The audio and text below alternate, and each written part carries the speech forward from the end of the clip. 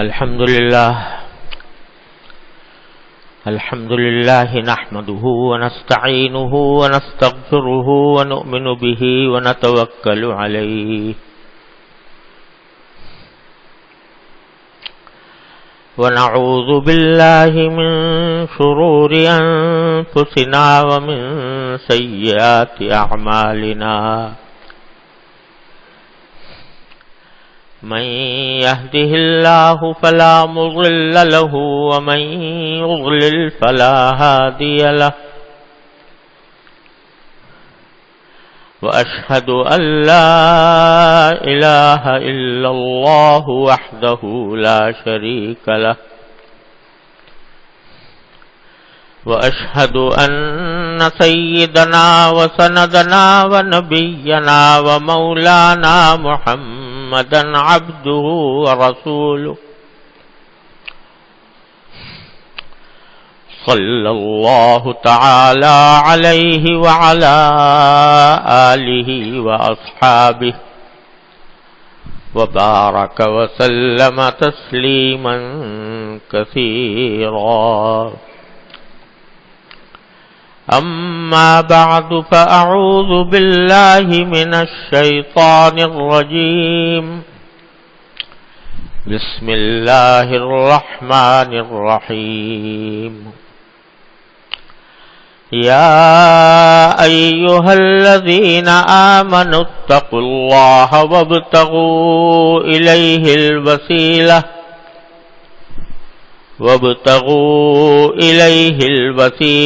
وجاهدوا في سبيله لعلكم تفلحون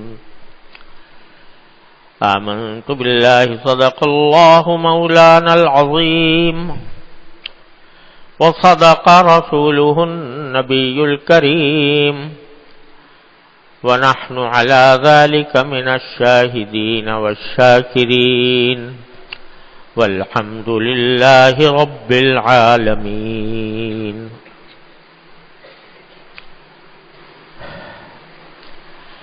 یہ آیت کریمہ ہے جس کے بارے میں کچھ گزارشات کافی عرصے سے کرتا آیا ہوں، اور اس آیت کو اس لیے اختیار کیا کہ یہ آیت کریمہ انسان کی ظاہری اور باطنی زندگی اور اس کی اصلاح کے لیے ایک انتہائی جامع دستور العمل ہے. اس لیے اس کی کچھ تشریح و تفسیر کافی عرصے سے چل رہی ہے. باتیں مکرر بھی ہو جاتی ہیں، لیکن تکرار بھی فائدے سے خالی نہیں ہوتا. اذا تکرر علی اللسان تقرر فی القلب، بات اگر بار بار کہی جاتی رہے تو دلوں میں بیٹھ جاتی ہے. تو اس وجہ سے بعض اوقات تکرار بھی ہو جاتا ہوگا، لیکن جو مقصود ہے وہ یہ کہ اس آیت کریمہ نے جو روشنی عطا فرمائی ہے، جو ہدایت دی ہے،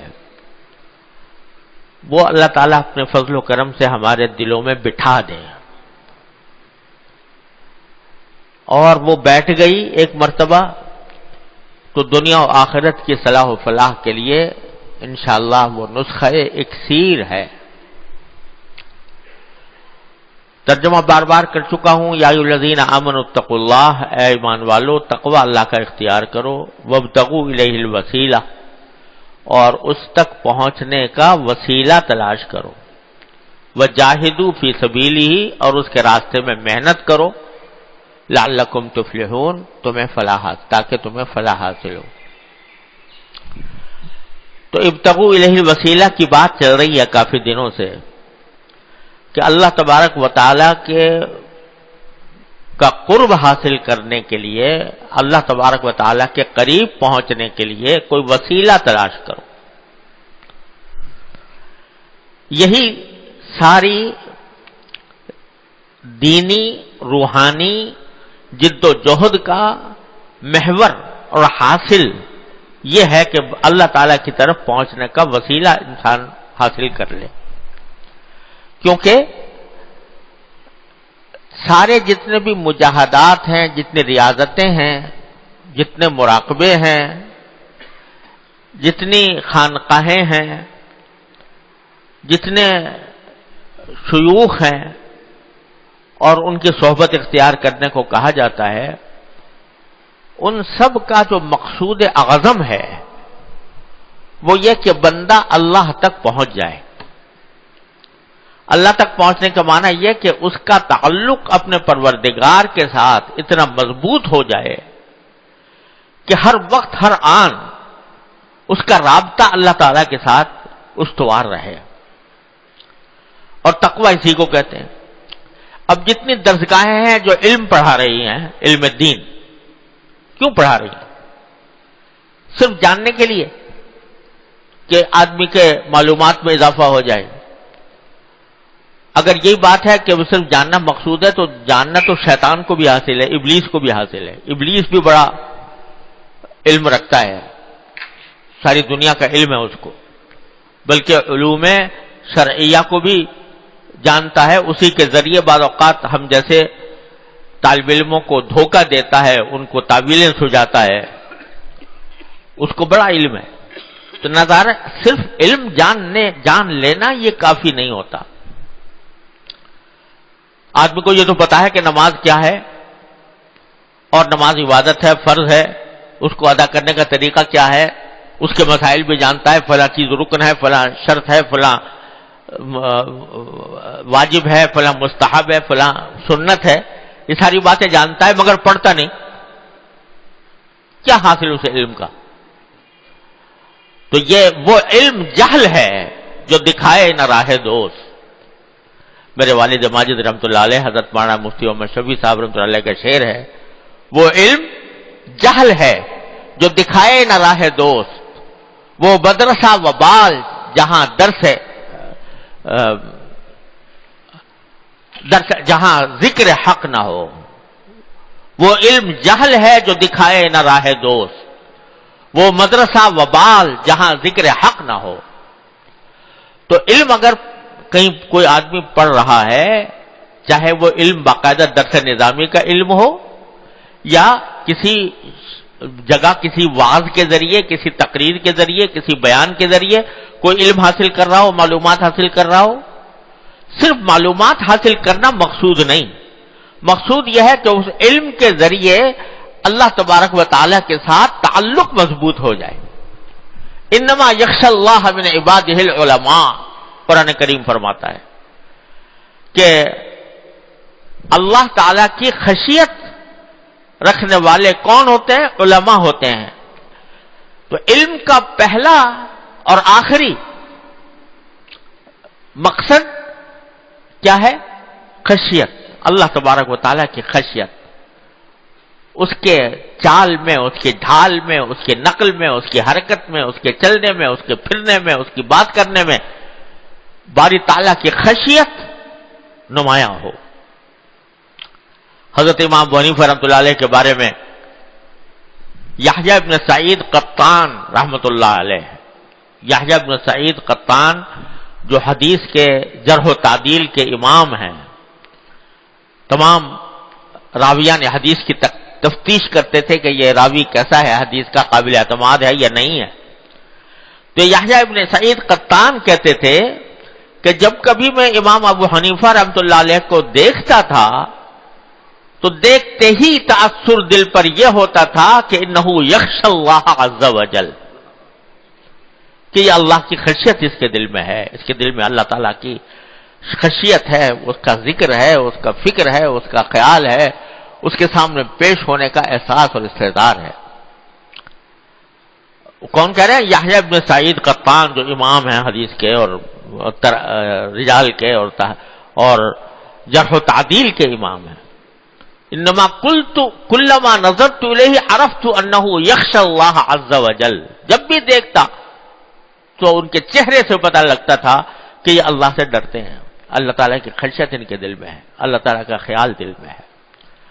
اب سارے دریا بہا دیے علم کے، آج ہم سب ان کی تقلید کرتے ہیں، ان کے بتائے ہوئے مسائل پر عمل کرتے ہیں، ساری زندگی علم میں گزاری، پتہ نہیں کتنے شاگرد پیدا کیے، شاگردوں کے شاگرد پیدا ہوئے، ان کے فقہ پر کتابیں لکھی گئیں، سارا کچھ ہوا، اور یہ سب کچھ انہی کا طفیل ہے کہ ہم آج الحمدللہ شریف مسائل کے سے واقف ہیں۔ لیکن بنیاد کیا تھی کہ خشیت اللہ، اللہ تبارک و تعالیٰ کی خشیت۔ تو چاہے علم کی درسگاہ ہو یا تصوف کی خانقاہ ہو، اس کا مقصود کیا ہے؟ مقصود یہ ہے کہ اللہ تعالیٰ کے ساتھ تعلق مضبوط ہو جائے، اس کی محبت دل میں سرایت کر جائے، اس کی خشیت دل میں سرایت کر جائے، اور چلتے پھرتے اٹھتے بیٹھتے بندے کا خیال اپنے اللہ تبارک و تعالیٰ کی طرف مبذول رہے۔ یہ ہے مقصود سارا، علم کا بھی یہ مقصود، خانقاہ کا بھی یہی مقصود، صحبت شیخ کا بھی یہی مقصود، اور اللہ تبارک و تعالیٰ نے جتنے دین کے شعبے رکھے ہیں ان سب کا یہی مقصود ہے کہ اللہ تعالیٰ کی خشیت اور اس کے دل میں پیدا ہو جائے۔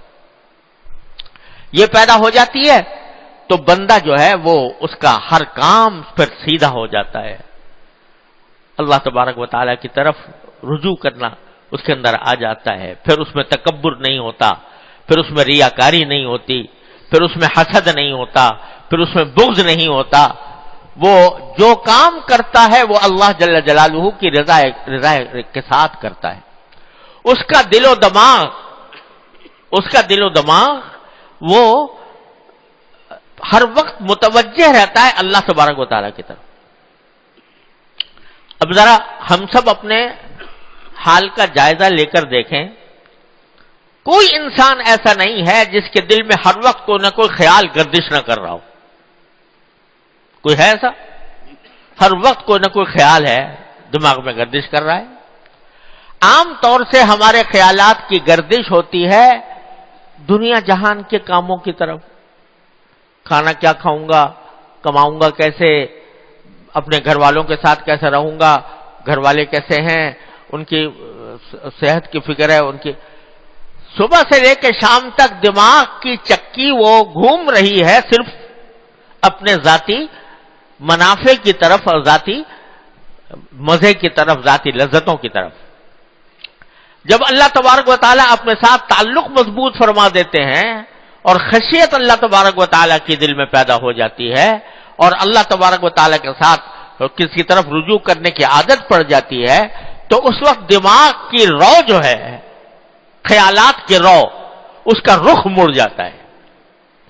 پھر جو ہے وہ رخ زیادہ تر اللہ تبارک و تعالیٰ کے، اگرچہ دنیا کا کام کر رہا ہو آدمی، چاہے دنیا کے لیے کر رہا ہو، بظاہر کھا رہا ہو، پی رہا ہو، سو رہا ہو، اپنے گھر والوں سے مل رہا ہو، دوست احباب سے مل رہا ہو، لیکن دل کی سوئی وہ ایک طرف ہو جاتی ہے۔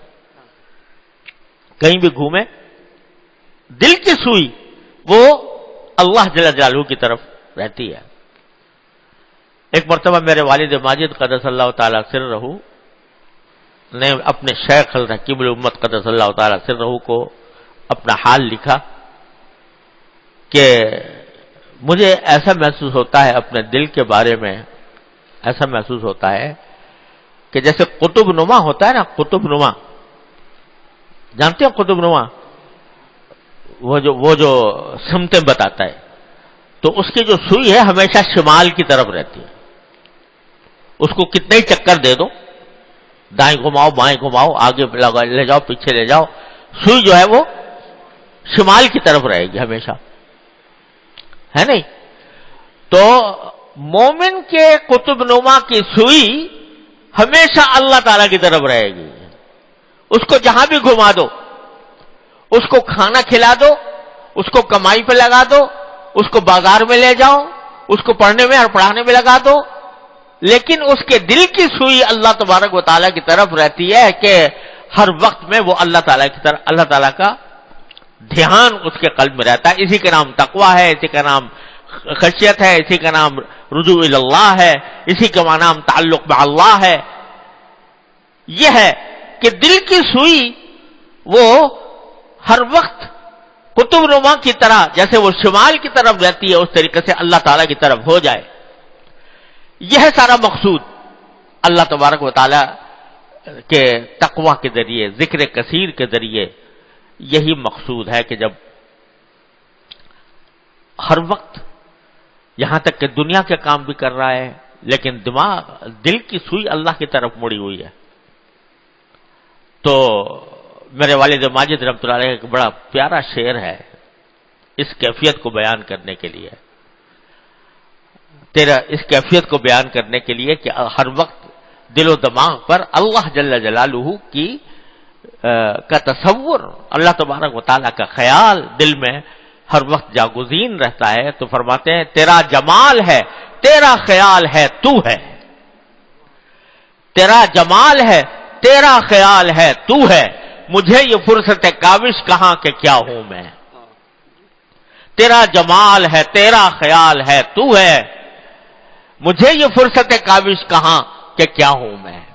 یہ دماغ کے خیالات کی رو جب اللہ جل جلالہ کی طرف مڑ جاتی ہے اور اس وقت میں ہر وقت ہر آن اللہ تبارک و تعالیٰ کے دل کی سوئی اللہ تعالیٰ کی طرف رہتی ہے. ہاتھ کچھ اور کام کر رہے ہیں، پاؤں کسی اور طرف جا رہے ہیں، لیکن دل کی سوئی لگی ہوئی ہے اللہ تبارک و تعالیٰ کی طرف. یہ ہے تعلق مع اللہ، یہ ہے تقوی، یہ ہے خشیت، یہ ہے ذکر کثیر جس کی قرآن کریم میں تاکید فرمائی گئی ہے. سارا جو مقصود اصلی ہے وہ یہ ہے، اور یہ ہو جاتا ہے. یہ ہو جاتا ہے یعنی جب آدمی غافل ہوتا ہے، اللہ بچائے، تو پھر اس کا دھیان ہر وقت غیر اللہ کی طرف رہتا ہے، اللہ کے سوا دوسری چیزوں کی طرف دھیان ہر وقت رہتا ہے. لیکن جب مجاہدات کے ذریعے، مشق کے ذریعے، ریاضت کے ذریعے اپنے دل کی سوئی کو اللہ تعالیٰ کی طرف موڑ لیتا ہے تو پھر اس کے خیالات کی رو بدل کر اللہ تعالیٰ کی طرف چلی جاتی. مجھے یاد آیا، حضرت والد صاحب رحمۃ اللہ علیہ سے میں نے بارہا یہ واقعہ سنا کہ ایک مرتبہ حضرت حکیم الامت مولانا تھانوی قدس اللہ تعالیٰ سرہ کے خلفاء حضرت کی وفات کے بعد حضرت مفتی محمد حسن صاحب رحمۃ اللہ علیہ کے مدرسے میں جمع ہو گئے. امرتسر میں مدرسہ ان کا تھا. تو اس میں حضرت کے خلفاء میں آپ نے نام سنا ہوگا، حضرت خواجہ عزیز الحسن صاحب مجذوب رحمۃ اللہ علیہ، بڑے شاعر بھی تھے، وہ حضرت کے خاص عاشق تھے. تو وہ بھی موجود تھے. رات کو کھانے کی محفل ہوئی، گرمیوں کا زمانہ تھا، آم کا موسم تھا، آم کھائے اور حضرت مجذوب صاحب رحمۃ اللہ علیہ نے شعر بھی سنائے بہت سے، وہ شاعر آدمی تھے. آموں کے اوپر بھی شعر سنائے، آموں کے بارے میں بھی، اور کافی دیر اچھی مجلس رہی. اور جب مجلس ختم ہونے لگی تو حضرت مجذوب صاحب نے، سارے خلفاء بیٹھے تھے، ان سے پوچھا بھائی یہ بتاؤ کہ جتنی دیر ہم یہ کھانے میں، پینے میں اور آم کھانے میں اور شعر سننے اور سنانے میں مصروف رہے، تو بتاؤ کس کس کو غفلت ہوئی؟ کس کس کو؟ کہاں سے غفلت؟ اللہ تبارک و تعالیٰ کے خیال سے. کس کس کو غفلت ہوئی؟ تو کسی نے کہا حضرت ہم تو اسی میں مصروف تھے، کھانے وانے میں. کہا الحمدللہ میں شعر سنا رہا تھا، آم کھا رہا تھا اور کھلا رہا تھا، لیکن الحمدللہ غفلت نہیں ہوئی. کیا مانا؟ کہ دل کی سوئی وہ لگی ہوئی تھی اللہ تبارک و تعالیٰ کی طرف، مستقل دل کی سوئی اللہ تعالیٰ کی طرف لگی ہوئی تھی. یہ کیفیت پیدا کرنا مقصود ہے سارے علم کا، ساری خانقاہوں کا، سارے صحبت شیخ کا، ساری مجاہدوں کا، ساری ریاضتوں کا. مقصود یہ ہے کہ یہ منزل حاصل ہو جائے، اور یہ ہو جاتی ہے. یہ نہ سمجھو کہ یہ کوئی ناممکن بات ہے، یہ ہو جاتی ہے. اللہ تبارک و تعالیٰ کے فضل و کرم سے یہ حاصل ہو جاتا ہے کہ ہر وقت اللہ تعالیٰ کا ذکر موجود. کیا کہہ رہے ہیں اللہ تعالیٰ؟ یا ایھا الذین آمنوا اذکروا اللہ ذکرا کثیرا. اے ایمان والو، اللہ کو کثرت سے یاد کرو. نبی کریم صلی اللہ علیہ وسلم کے بارے میں حضرت عائشہ صدیقہ رضی اللہ تعالیٰ عنہ فرماتی ہیں کہ کان یذکر اللہ علی کل احیانہ، رسول اللہ صلی اللہ علیہ وسلم ہر وقت ہر آن اللہ کا ذکر کرتے تھے. حالانکہ حضرت عائشہ صدیقہ رضی اللہ تعالیٰ عنہ خود فرماتی ہیں رات کے وقت میں آپ ہمیں 11 عورتوں کی کہانی سنا رہے ہیں، 11 عورتوں کی کہانی سنائی کہ یہ ایک کہانی ہے کہ 11 عورتیں جمع ہوئی تھیں اور ان عورتوں نے ہر ایک نے آپس میں یہ طے کیا تھا کہ بھئی وہ اپنے اپنے شوہر کا حال بیان کرے کہ اس کا شوہر کیسا ہے. تو بڑی فصیح و بلیغ قسم کی عورتیں تھیں، ہر ایک عورت نے 11 عورتوں میں سے ہر ایک عورت نے اپنے شوہر کا حال بیان کیا اور بڑے فصیح و بلیغ الفاظ میں بیان کیا. کوئی کسی نے تعریف کی، کسی نے کچھ برائی کی. اس طرح وہ 11 عورتیں، تھوڑی بڑی لمبی حدیث آتی ہے صحیح بخاری میں بھی اور دوسری کتابوں میں بھی کہ ایک عورت نے یہ کہا، ایک عورت نے یہ کہا، ایک عورت نے یہ کہا. مجھے وہ عربی میں بھی بڑے ہی فصیح و بلیغ کلمات ہیں. زوجی کا لیل تہامہ لا حرم ولا قر ولا بردم ولا سآمہ.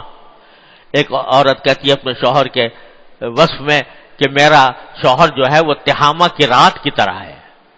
جیسے تہامہ کی رات میں نہ ٹھنڈک زیادہ ہوتی ہے نہ گرمی زیادہ ہوتی ہے، تو اس طرح میرا شوہر وہ تہامہ کی رات کی طرح ہے اور نہ اس میں کوئی خوف ہے، نہ کوئی ٹھنڈک ہے، نہ کوئی اکتاہٹ ہے، نہ کوئی گرمی ہے. تو اپنے شوہر کی تعریف کر رہی ہے.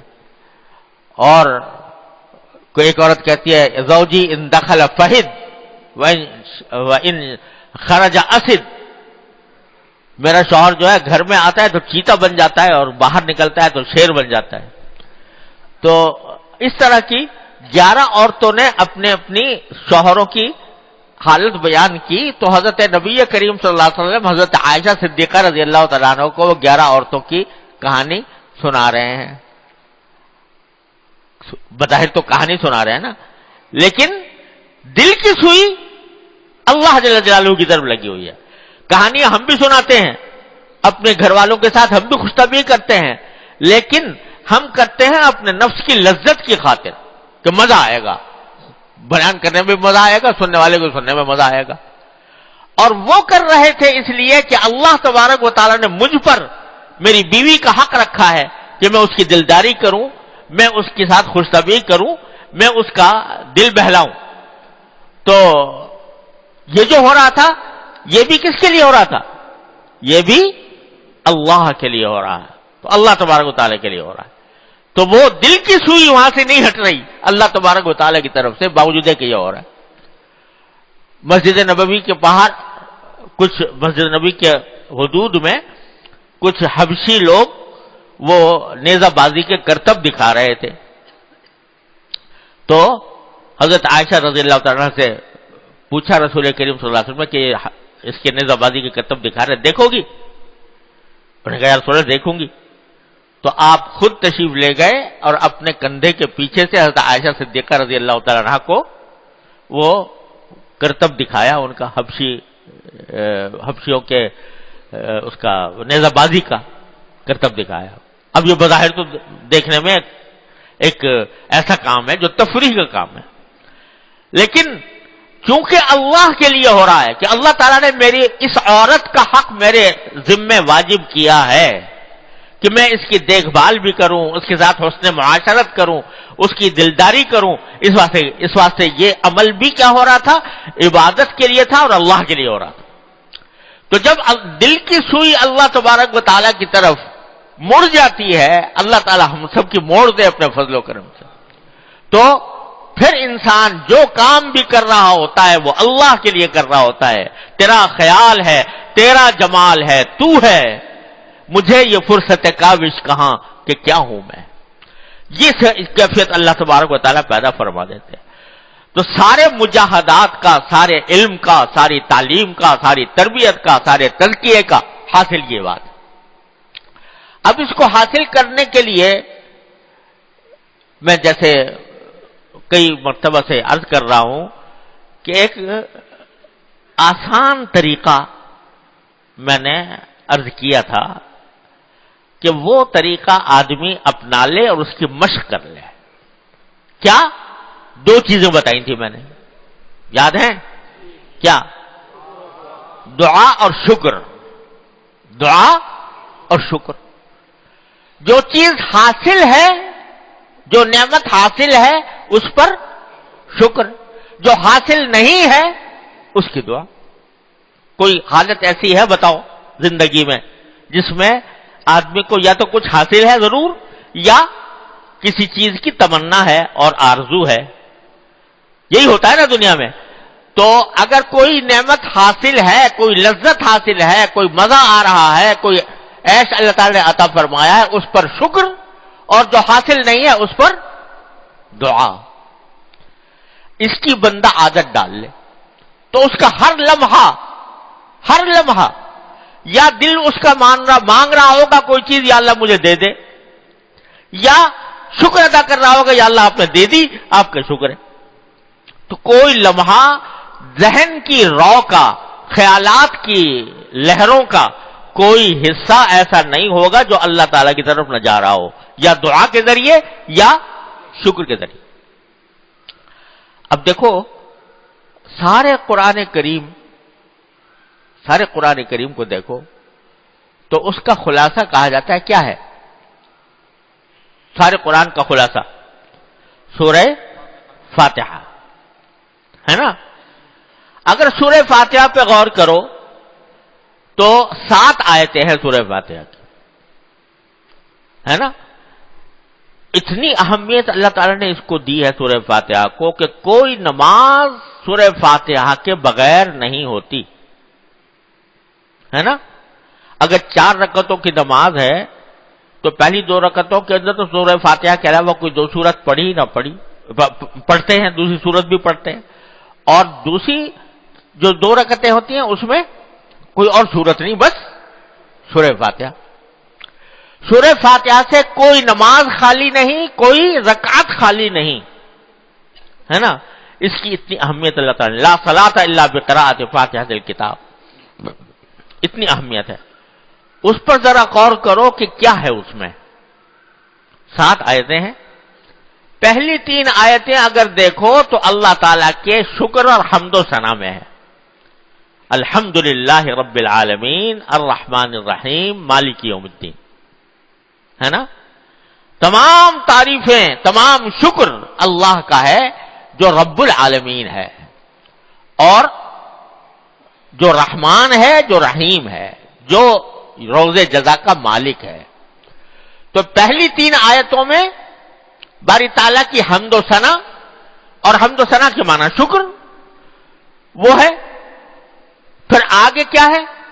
ایاک نعبد و ایاک نستعین، اور پھر اہدنا الصراط المستقیم صراط الذین انعمت علیہم غیر المغضوب علیہم ولا الضالین. یہ کیا ہے؟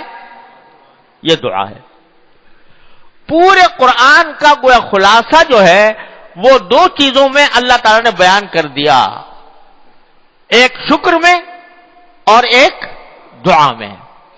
تو یہ سکھا دیا کہ اگر مجھ تک آنا چاہتے ہو، میرا قرب چاہتے ہو، میرے ساتھ تعلق مضبوط کرنا چاہتے ہو، تو ان 2 خصلتوں کو اپنا لو کہ تمام تعریفیں اللہ کے لیے ہے، تمام شکر اللہ کا ہے، اور دوسرا یہ کہ مجھ سے دعا کیا کرو.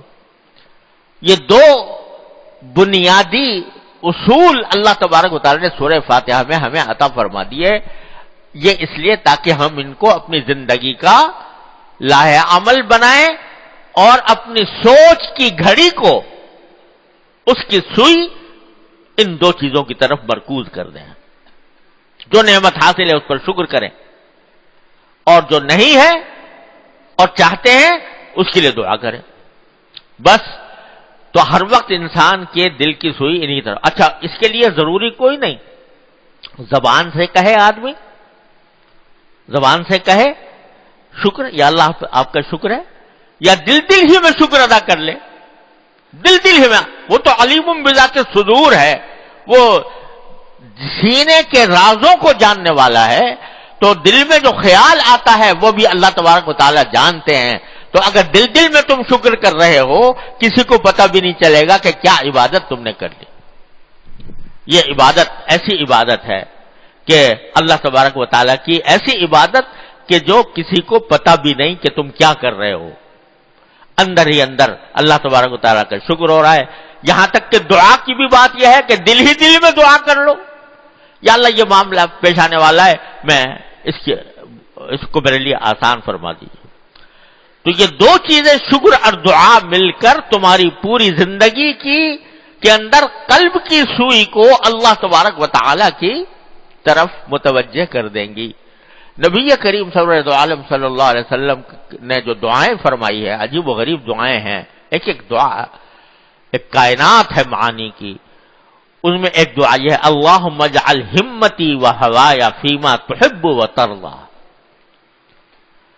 اے اللہ میرے خیالات اور میری خواہشیں وہ آپ ان چیزوں کی طرف موڑ دیجئے جو آپ کو پسند ہیں، ان کی طرف موڑ دیجئے۔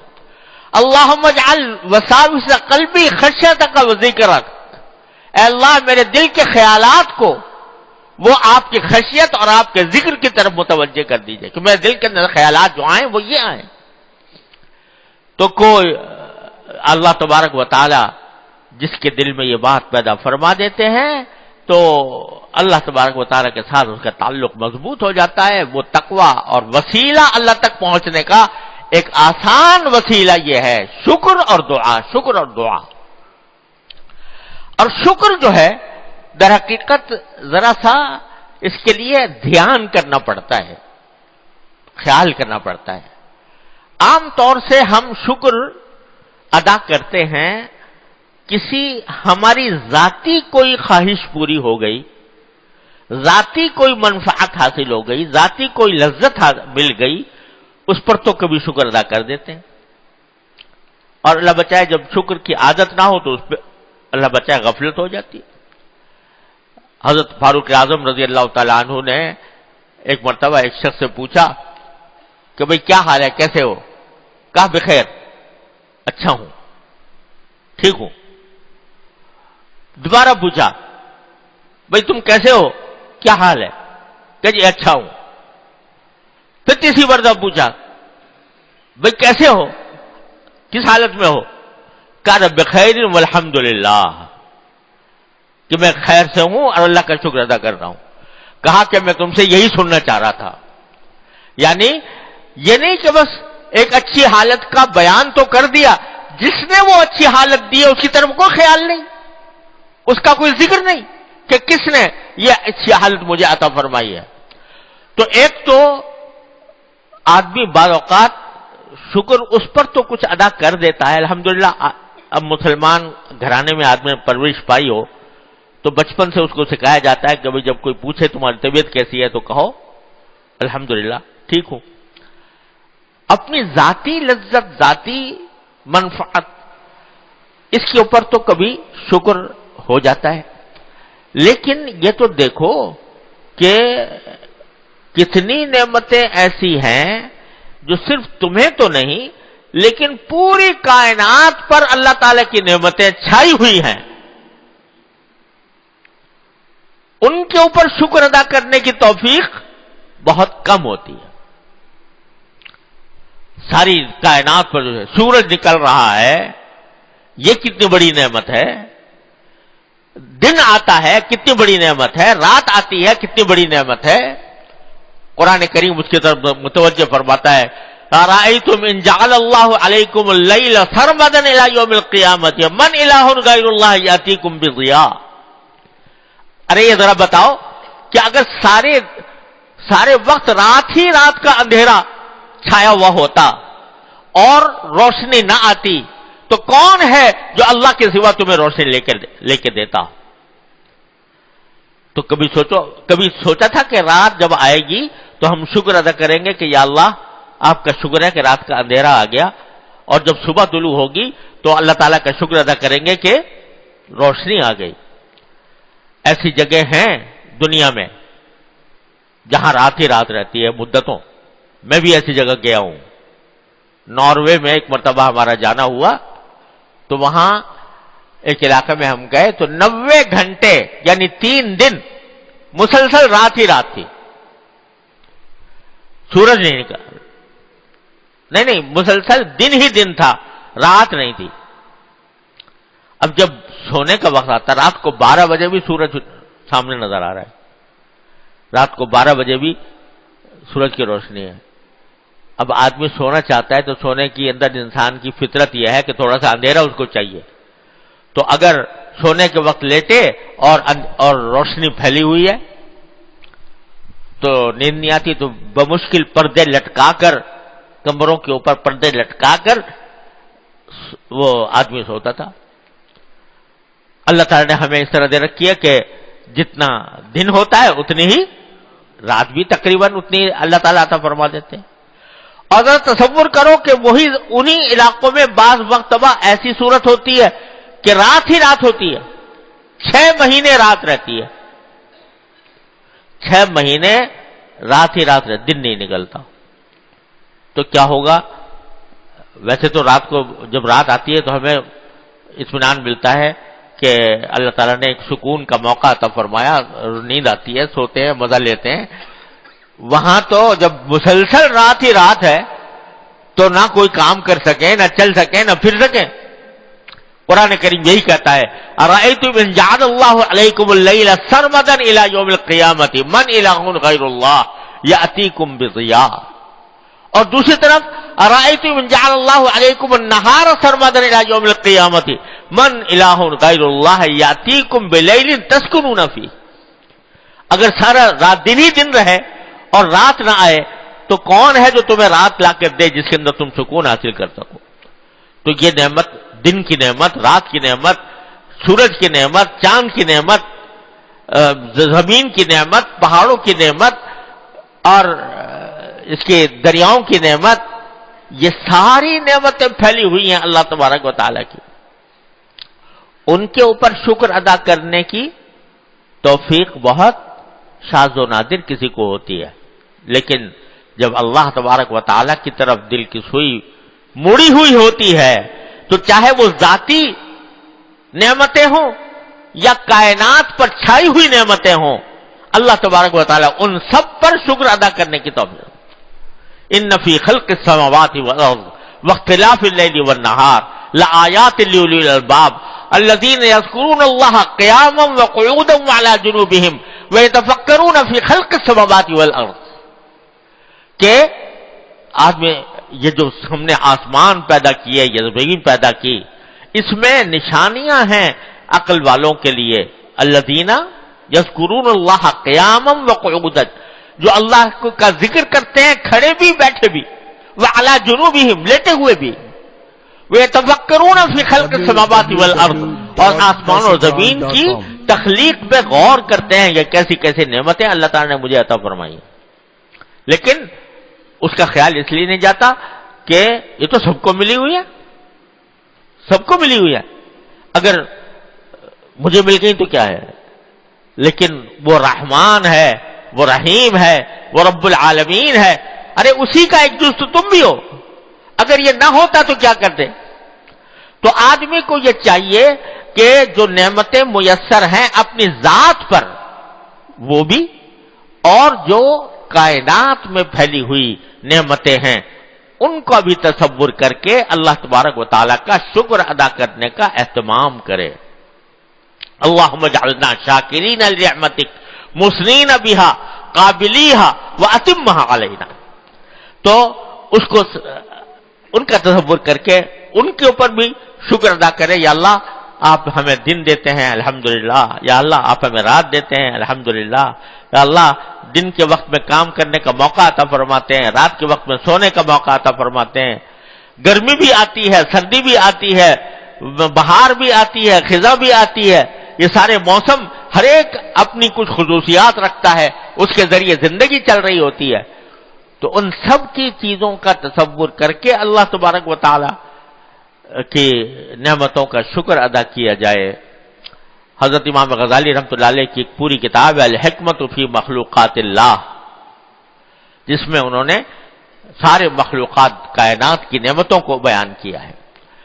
تو یہ اگر سوچتا رہے انسان تو وہ انسان بندہ شکر گزار بن جاتا ہے، اور شکر گزار بندہ اللہ تعالیٰ کو بہت ہی پسند ہے، شکر گزار بندہ بہت پسند ہے۔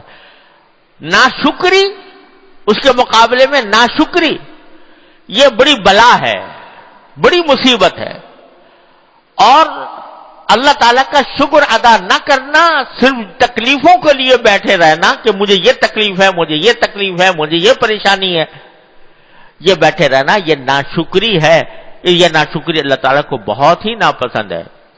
وہ ناشکری اس لیے پیدا ہوتی ہے، در حقیقت ناشکری پیدا ہوتی ہے حرص سے، حرص سے، کہ جیسے آدمی جو ہے وہ اس کے اندر حرص پیدا ہو جاتی ہے، فلاں آدمی کو تو میں نے دیکھا اس کے پاس اس کا مکان بڑا شاندار ہے، اس کی گاڑیاں بہت اچھی ہیں، اس کے موٹر کاریں اس کی چل رہی ہے، اس کے پاس نوکر چاکر ہے، اس کا کھانے بہت اعلیٰ درجے کے ہیں، تو نتیجہ یہ کہ وہ دل میں اس کے کہ اس کو تو سب کچھ مل گیا اور میں محروم ہوں اور مجھے یہ نہیں ملا، اور اس ملنے کی تمنا کر رہا ہے، تو اس تمنا کی وجہ سے ناشکری پیدا ہوتی ہے، حرص ناشکری حرص سے پیدا ہوتی ہے۔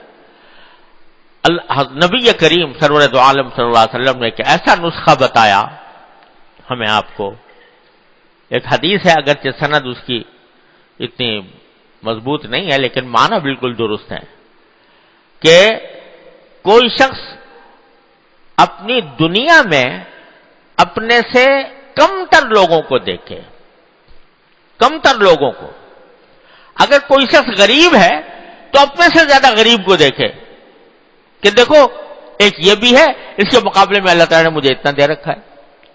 اپنے سے کم تر لوگ، ایک شخص اگر فرض کرو بیمار ہے تو وہ اپنے سے زیادہ بیمار کو دیکھے کہ دیکھو یہ کتنا بیمار ہے، اللہ تعالیٰ نے مجھے اس جیسی بیماری سے محفوظ رکھا ہے۔ تو دنیا کے معاملات میں آدمی اپنے سے نیچے کو دیکھے اور دین کے معاملات میں اوپر والے کو دیکھے، اوپر والے کو دیکھے کہ وہ اپنے علم میں، اپنے تقوی میں، اپنے زہد میں، اپنی عبادت میں وہ کتنا اونچا ہے، تو میں اس کی طرف جانے کی کوشش کروں۔ یہ تلقین فرمائی نبی کریم سرور دو عالم صلی اللہ علیہ وسلم۔ ایک بزرگ کے بارے میں لکھا ہے کہ وہ دن میں روزانہ ان کا معمول تھا کہ تھوڑی دیر کے لیے کسی شفا خانے میں جایا کرتے تھے، بیماروں کے جہاں ہسپتال میں جایا کرتے تھے، اور جانے کا مقصد یہ تھا کہ ان کو دیکھ کر طبیعت میں، دل میں یہ شکر پیدا ہو کہ دیکھو یہ کیسا بیمار ہے، اللہ تعالیٰ نے مجھے اس بیماری سے محفوظ رکھا ہے۔ تو صرف اس غرض سے شفا خانے کا دورہ کرتے تھے، اور قبرستان جایا کرتے تھے یہ دیکھ کر کہ دیکھو اس کو موت آ گئی، اس کے عمل کا دروازہ بند ہو گیا، اب یہ کوئی عمل، نیک عمل اپنے اندر اضافہ نہیں کر سکتا، تو اس لیے یہ بیچارہ اب اس معنی میں معذور ہے کہ اب کوئی نیک عمل اس کے نامہ اعمال میں اضافہ کرنے کی صلاحیت اس میں نہیں رہی مرنے کے بعد۔ مجھے اللہ تعالیٰ نے زندگی عطا فرمائی ہے، مجھے اللہ تعالیٰ کا شکر ہے کہ میں زندہ ہوں، میں اپنے نیک اعمال میں اضافہ کر سکتا ہوں۔ تو آدمی اپنے سے کمتر کو دیکھے دنیا کے معاملات میں، اور جب دیکھے گا تو شکر ادا ہوگا کہ اللہ تبارک و تعالیٰ نے کیسا مجھ پر انعام فرمایا ہے۔ یہاں تک کہ اگر کوئی بیمار بھی ہے تو وہ اپنے سے زیادہ بیمار کو دیکھے کہ تو اپنی بیماری کی دعا ضرور کرے کہ یا اللہ مجھے صحت عطا فرما دیجئے، لیکن یہ دیکھے کہ مجھ سے زیادہ بیمار بھی ہے دنیا میں اور وہ کیسے ہیں، تو اس سے ناشکری سے محفوظ رہے گا۔ تو بھائیو، شکر جو ہے یہ بڑی عظیم نعمت ہے اللہ تبارک و تعالیٰ کی، اور یہ ایسی عظیم نعمت ہے، ذرا غور کرنے کی بات ہے کہ اللہ تبارک و تعالیٰ نے پتہ نہیں کہاں ساری آیات قرآنی میں شکر کی جو فضیلتیں بیان کی ہیں۔ ما یفعل اللہ بعذابکم ان شکرتم وآمنتم، اللہ تمہیں عذاب دے کے کیا کرے گا اگر تم شکر کرو اور ایمان لاؤ، شکر کرو اور ایمان لاؤ۔ تو کیا عذاب، تمہیں عذاب دے کے کیا کرے گا اللہ تعالیٰ؟ اور لئن شکرتم لأزیدنکم، اگر تم شکر کرو گے تو میں ضرور تمہارے نعمتوں میں اضافہ کروں گا. لأزیدنکم، عربی جاننے والے جانتے ہیں کہ لام تاکید بانون تاکید ثقیلہ، یعنی پورے یقین کے ساتھ فرما رہے ہیں ضرور بالضرور تمہاری نعمتوں میں اضافہ کروں گا اگر تم شکر کرو گے، شکر کرنے والے بندے بنو گے. دیکھو بہت سی چیزیں اللہ تعالیٰ نے فرمائی ہے جہاں کوئی نعمت دینے کے لیے تو وہاں پر کچھ قیدیں لگا دی ہیں. مثلا ان اللہ لا یغفر ان یشرک بہ ویغفر دون ذلک لمن یشاء. ہے کیا معنی؟ کہ اللہ تعالیٰ شرک کو تو معاف کرتا نہیں کبھی بھی جب تک کہ توبہ نہ کرے آدمی، لیکن گناہوں کو معاف کر دیتا ہے اگر چاہے، جس کو چاہے. اس میں چاہنے کی قید لگا دی ہے کہ میں جب چاہوں گا تو معاف کروں گا، نہیں چاہوں گا تو نہیں کروں گا، میرے اختیار میں. جو آدمی توبہ نہیں کرتا گناہ سے تو اس کو میں چاہوں گا تو معاف کر دوں گا، چاہوں گا تو نہیں کروں گا. ان اللہ یرزق من یشاء بغیر حساب، اللہ تعالیٰ جس کو چاہے گا بے حساب دے گا رزق. تو رزق کے لیے بھی قید لگا دی، جس کو ہم چاہیں گے اس کو دیں گے، جس کو نہیں چاہیں گے نہیں دیں گے. ومن اراد العاجلۃ عجلنا له فیہا ما نشاء لمن نرید.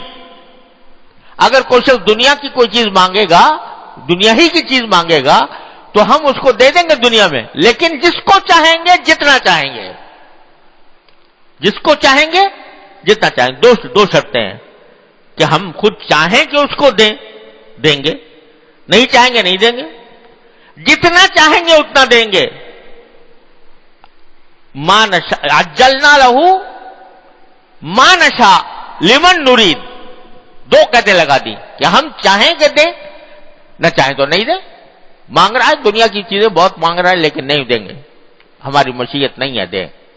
اور پھر دیں گے بھی تو جس کو چاہیں گے اس کو دیں گے.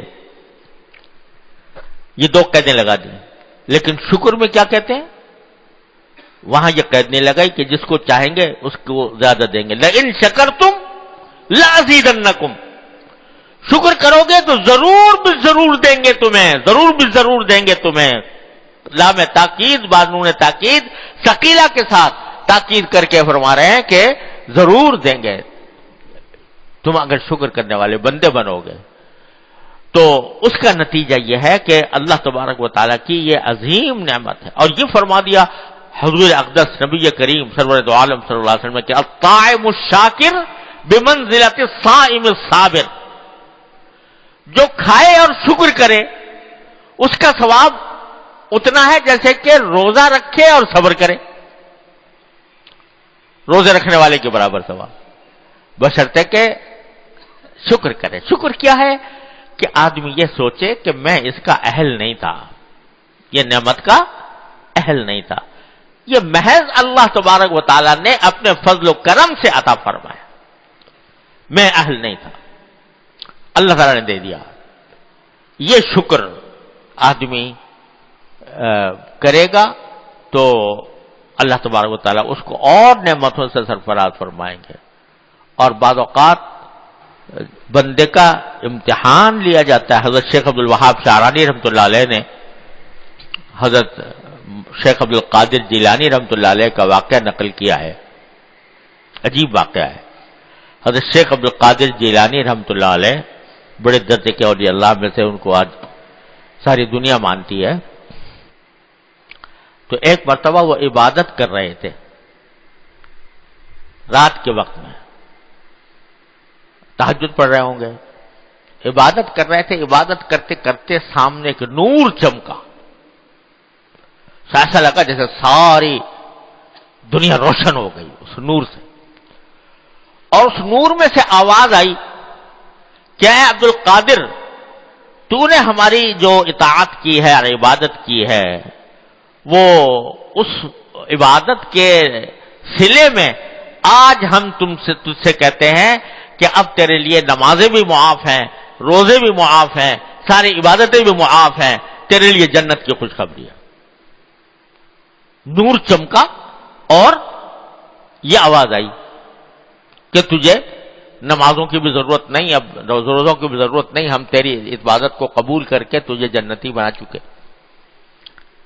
تو شیخ عبد القادر جیلانی رحمۃ اللہ علیہ نے جواب میں کہا کہ جا شیطان مردود، تو مجھے بہکاتا ہے، نمازیں اور روزے انبیاء کرام سے تو معاف ہوئے نہیں، اب مجھ سے معاف ہو جائیں گے؟ انبیاء کرام کے اوپر تو فرض تھے اور مجھے معاف ہو جائیں گے؟ تو ضرور تو شیطان ہے، جو نور ہمیں نظر آ رہا ہے یہ شیطان کا نور ہے، اور اس نے ایک جعلی نور پیدا کر کے مجھے بہکانے کی کوشش کی۔ مردود، دور ہو جا میرے سامنے سے۔ ختم ہو گیا وہ نور، دوبارہ چمکا اور چمک کے کہا کہ اے عبد القادر، آج تیرے علم نے تجھ کو بچا لیا، ورنہ نہ جانے کتنے لوگوں کو میں نے اس دھوکے کے ذریعے گمراہ کیا کہ ان کے اوپر یہ نور چمکایا اور ان کو نمازوں سے، روزوں سے اور عبادتوں سے غافل کر دیا۔ صرف تیرے علم نے آج تجھ کو بچا لیا۔ حضرت شیخ عبد القادر جیلانی رحمۃ اللہ نے دوبارہ فرمایا کہ مردود دوبارہ مجھے دھوکہ دیتا ہے، میرے علم نے نہیں بچایا، میرے اللہ نے بچایا، میرے اللہ کے فضل و کرم نے بچایا، میں اس فضل و کرم کا شکر ادا کرتا ہوں۔ تو اللہ تبارک و تعالی اپنے فضل و کرم سے جب بندہ شکر گزار ہوتا ہے تو اس کو ایسے ایسے شیطان کے حربوں سے بھی اللہ تبارک و تعالی نجات عطا فرماتا ہے، کیونکہ شیطان نے کہا تھا کہ میں ان بندوں کے دائیں سے آؤں گا، بائیں سے آؤں گا، آگے سے آؤں گا، پیچھے سے آؤں گا، وَلَا تَجِدُ أَكْثَرَهُمْ شَاكِرِينَ، ان کو شکر کرنے والا نہیں پاؤ گے۔ تو بھائی خلاصہ یہ ہے کہ یہ دو نسخے ہیں، بظاہر معمولی سے ہیں، لیکن مشق کرنے سے ان کی عادت پڑ جاتی ہے کہ آدمی چلتے پھرتے اٹھتے بیٹھتے جس حالت میں بھی ہو یا اللہ سے مانگ رہا ہو یا اللہ کے شکر ادا کر رہا ہو، یہ دو کام اگر اپنی زندگی کا لائے عمل بنا لیں اور اپنے ہر وقت ان دو کاموں میں مشغول رہیں، یا اس میں یا اس میں، جو حاصل ہے اس پر شکر، جو حاصل نہیں ہے اس کی دعا اللہ تعالیٰ سے مانگتے رہے، تو انشاءاللہ رفتہ رفتہ یہ مشق جو ہے وہ اس مقام تک پہنچا دے گی، ضرور پہنچا دے گی انشاءاللہ، کہ جہاں ہر وقت اللہ تبارک و تعالیٰ کا خیال اور دھیان دل میں رہے اور انسان غفلت کے چنگل سے نکل جائے۔ اللہ تبارک و تعالیٰ اپنے فضل و کرم سے، اپنے رحمت سے ہم سب کو اس کی توفیق عطا فرمائے۔ اللہم صلی علی سیدنا مولانا محمد وعلی آل سیدنا مولانا محمد کما صلیت علی ابراہیم وعلی آل ابراہیم انک حمید مجید۔ ربنا ظلمنا انفسنا وان لم تغفر لنا وترحمنا لنکن من الخاسرین۔ ربنا آتنا فی الدنیا حسنہ وفی الآخرۃ حسنہ وقنا عذاب النار۔ یا ارحم الراحمین، یا غیاث المستغیثین، اپنے فضل و کرم سے، اپنے رحمت سے ہمارے تمام گناہوں کو معاف فرما۔ یا اللہ ہمارے اعمال و اخلاق کی اصلاح فرما دے۔ یا اللہ ہمیں اپنے فضل و کرم سے اپنے ذات کے ساتھ مضبوط تعلق عطا فرما دے۔ یا اللہ ہمارے خیالات، ہمارے قلب کے خیالات، دل کے خیالات اور دماغ کے خیالات کو یا اللہ اپنی طرف متوجہ فرما دے۔ یا اللہ تمام حاضرین کو اور حاضرات کو ان کے تمام جائز مقاصد میں اپنے فضل و کرم سے یا اللہ سب کی حاجتیں پوری فرما دے، عافیت کے ساتھ پوری فرما دے، آسانی کے ساتھ پوری فرما دے۔ یا اللہ ہمیں ہر طرح کے شر سے، فتنے سے، معصیتوں سے، منکرات سے اللہ ہماری حفاظت فرما، ہر طرح کے شر اور فتنے سے حفاظت فرما۔ یا اللہ ہمارے ملک کی حفاظت فرما۔ یا اللہ بہت سے ملکوں کے اندر مسلمان کافروں کے ظلم و ستم کا شکار ہیں، یا اللہ برما میں، یا اللہ فلسطین میں، یا اللہ سوریہ میں، یا اللہ اور عراق میں، یا اللہ بہت مسلمان کافروں کے اور دشمنوں کے ظلم و ستم کا شکار ہے۔ اللہ اپنے رحمت سے، اپنے فضل و کرم سے ان کو ظلم سے نجات عطا فرما دے، اپنی رحمت سے نجات عطا فرما دے۔ اے اللہ ہمیں ان کے بارے میں اپنے فرائض ادا کرنے کی توفیق عطا فرما۔ اے اللہ اپنے رحمت سے ہمیں ان کے بارے میں اپنے فرائض ادا کرنے کی توفیق عطا فرما۔ وصلی اللہ تعالی علی خیر خلقہ سیدنا مولانا محمد وعلی آلہ واصحابہ اجمعین آمین برحمتک یا ارحم۔ جن لوگوں سے نے یا اللہ ہم سے دعا کی فرمائش کی ہے، اللہ اپنے فضل و کرم سے ان سب کی جائز حاجتوں کو آسانی اور سہولت کے ساتھ پورا فرما دے۔ اللہم بارک لنا فی رجب و شعبان وبلغنا رمضان، وصلی اللہ تعالی علی خیر خلقہ سیدنا مولانا محمد کما صلیت علی ابراہیم وعلی آل ابراہیم۔